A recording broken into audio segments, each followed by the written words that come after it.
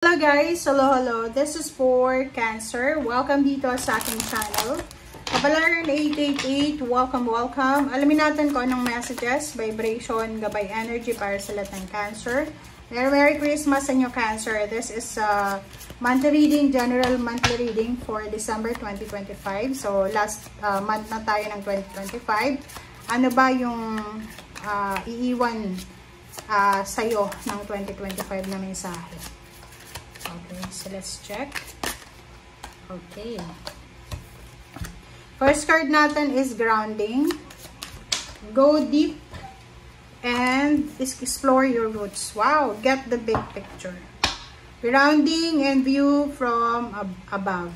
Okay, doon sa mga Cancer na you are successful. Maybe this December, marirealize mo, maybe you're on the top of your dreams na, nasa taas ka na, nakikita mo na kung ano yung pinaghirapan mo, parang ganon. Sinasabi ng bara sa atin na ano man ang maabot natin sa buhay, Cancer, ano man ang blessings, grasya, biyaya, pagpapala na makuha mo ngayong December, kailangan mong maging humble, kailangan mong maging grateful, okay? So, ibig sabihin yan, wag nating masyadong ilagay sa utak natin yung success natin. If you are successful. But, kung ikaw naman ay parang, alam mo yun, pinipitik ka ng universe ngayon. Kasi hindi naman lahat successful, hindi naman lahat naghihirap. So, kung ikaw ay pakiramdam mo na hindi umaayon sa'yo yung kagustuhan ng mundo, siguro oras na this December na just be humble, grateful, come back to your roots, 'di ba? Bumalik ka sa kung saan ka galing. Kasi minsan, 'di ba? Minsan nakakalimutan natin kung saan tayo galing. Lalo na yung mga sobrang victorious na, yung everyday may mga blessings, everyday successful sila. Minsan nakakalimutan nila yung Panginoon. Nalulunod sila sa mga like for example, kasikatan, nalulunod sila sa pera or kano pa man. So, dito sa barahang to, kahit na nasa ang kamang sitwasyon ngayon, nasa mababa, nasa mataas ng posisyon, make sure na huwag tayong mang-apak ng ibang tao. Make sure na humble pa rin tayo. Yung palaging nakaapak yung paa natin sa lupa. Okay? Pasensya na, nabubulol ako eh. Okay? So, eto siya, Cancer. Alright. So, let's check. This is the second deck.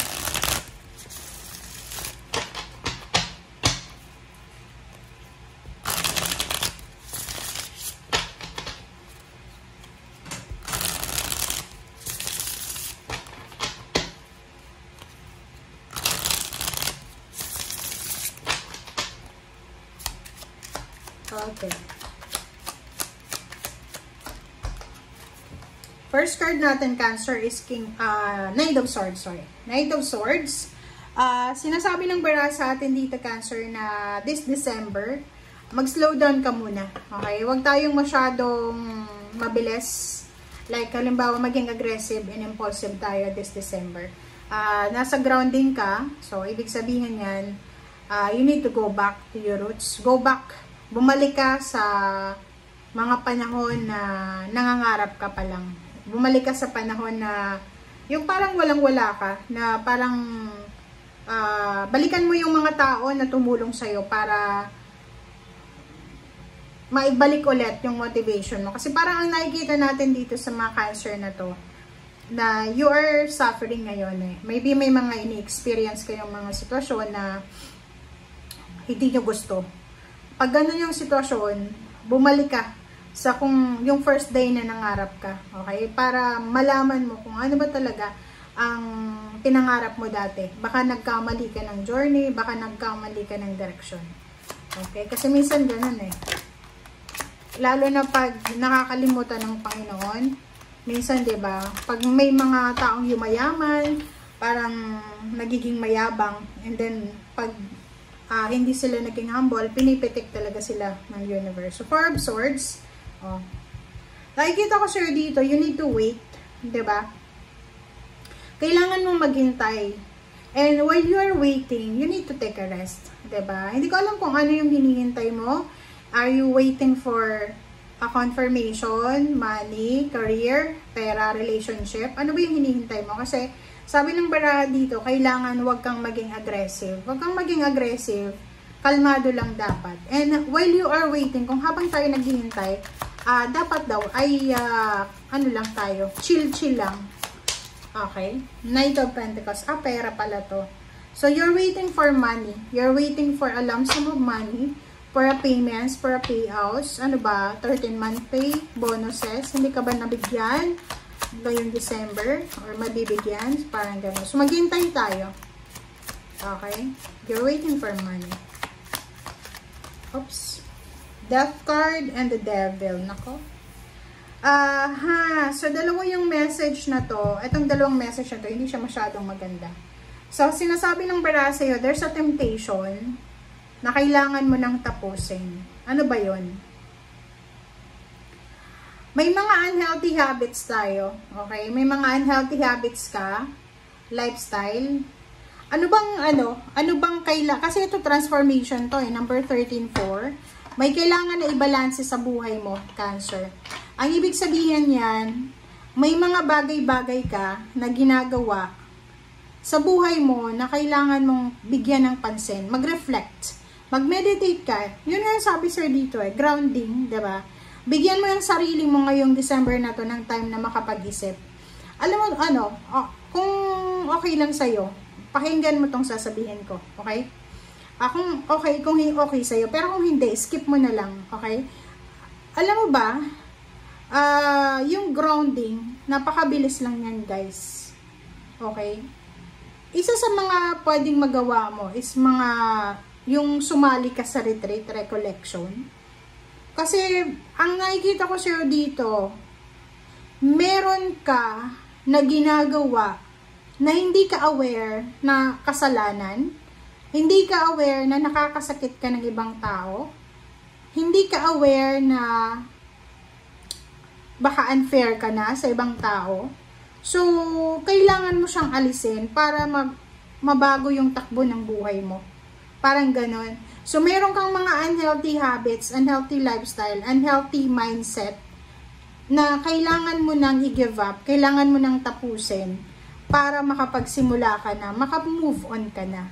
Parang ganon. Maybe, nagdedwell ka pa rin sa past mo, hindi ka makaget over, marami kang mga parang kinikim-kim na galit, hinanakit, marami kang ginagawang mga negative na actions, like for example, mabilis tayong mag-judge, mabilis tayong gumawa ng negative na action, like halimbawa, kung may gusto kang mangyari sa buhay mo tapos hindi ka napagbigyan, ganyan, mabilis kang magtampo, or yung iba sa inyo dyan, maraming bisyo siguro. Ito yung bisyo naman is personal yon, sa'yo yun eh. So, ikaw lang talaga yung makakagawa ng mga actions para mawala yun. Okay? So, sinasabi ng baraha sa'yo dito na there's a transformation, there's a new beginnings, there's a closure na kailangan gawin para makapagsimula ka na.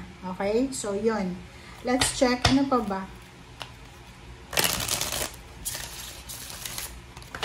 Kasi parang ang ramdam ko sa baraha mo ngayon is punong-puno ka ng sama ng loob, ng galit, ng hinanakit. And wag sanang madama yung ibang tao. Okay? Kaya kailangan mo dito ng reflection eh.